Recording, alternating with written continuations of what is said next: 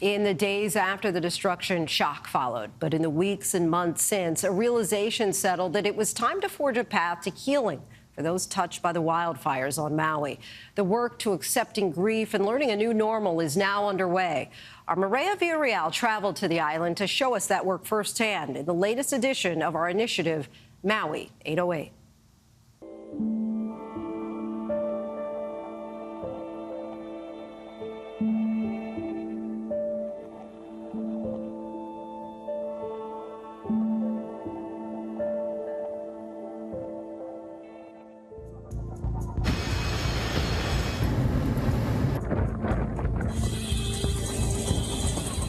For the thousands of people who survived the Maui fires last August, the trauma of what they lived through, the fire's on Front Street, it's time to go, still lingers. Say hi. Painter Kirk Bowes and his wife Laura have lived on Lahaina for more than 40 years. Okay, this is at Lahaina Luna Road. They evacuated on August 8th. That's right here, the fire. 3 days later, they documented their return home. Oh my God. Overwhelmed with grief at the destruction left behind. There's the initial disbelief, just like denial. Nearly half of the victims in the Lahaina fire died in his neighborhood. We lost 19 of our neighbors just in this like 5-house radius right here, right? People that I've been waving hello to for a decade.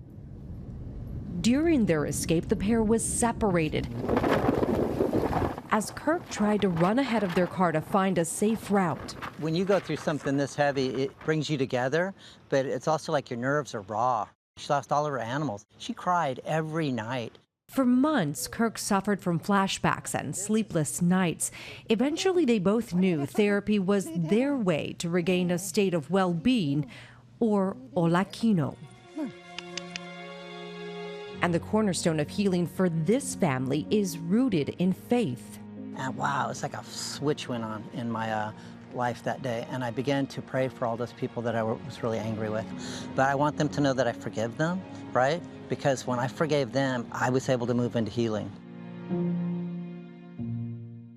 For those people who say that you never see an entire rainbow, you've never been to Maui. That was Rebecca Ann Rands, admiring the beauty of her home, Hawaii. The pain of losing someone deepens with distance for Rebecca Ann's sister, Kathleen Hendricks, who lives in Oregon. My sister was I always call her a free spirit, because she was somebody that went her own path.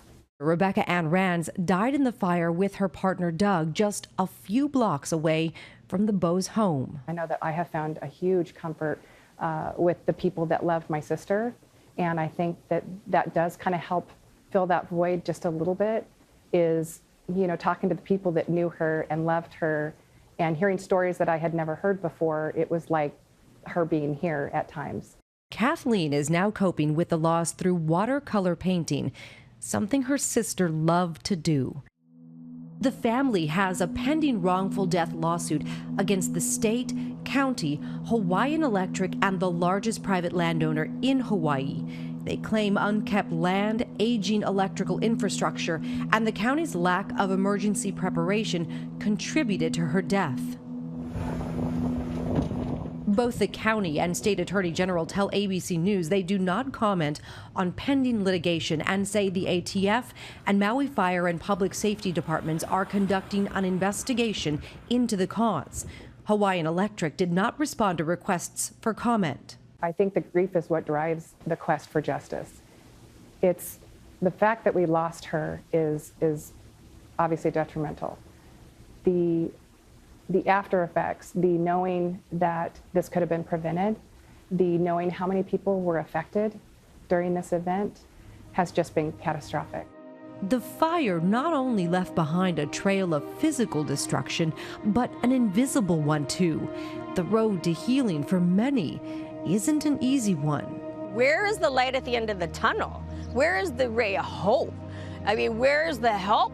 And people are frustrated. With suicide rates rising nearly 16% among Native Hawaiians and Pacific Islanders from 2021 to 2022, it's a big concern on Maui, especially since all but one medical facility in Lahaina was destroyed.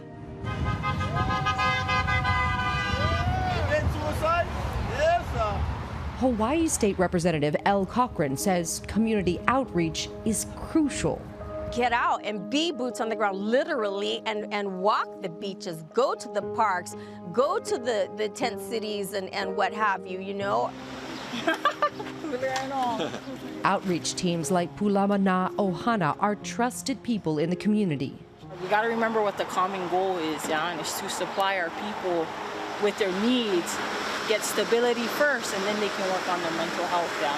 They're funded by Maui Behavioral Health Resources, which operates 3 nonprofits that offer support across the state.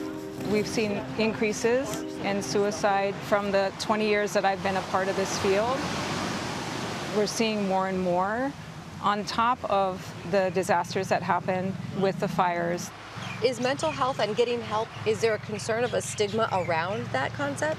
Absolutely, there is a stigma. We've been taught to like hold it in, be strong, you know, figure it out. And when you really need help, and because you've built that armor up, it's so hard to receive. It's so hard to ask for help. With limited resources, mental health experts on Maui are trying to meet people where they are and tailor treatments. And then I just rotate and spin because my back gets sore. I want you to go back to the pain again if it's okay. Rhonda Pauley is in her 10th equine therapy session, trying to cope with the trauma of losing her home in the fire on top of her heart issues. Every Wednesday, she receives a ride to Spirit Horse Ranch, 2 hours away from Lahaina. It offers trauma-informed care to survivors for free. Come on, let's go for a walk. The thought of rebuild of Lahaina is overwhelming. It's definitely a source of strain and worry, you know, and fear. The ranch has held more than 950 sessions for survivors looking to heal and recover. Rhonda's therapy includes deep connection work with her horse, Beauty. Sometimes she'll turn around and put her face right in my face. It brings me so much joy when she acknowledges me. I feel loads of tension coming out of me every time I come here. It's like I'm dropping weights.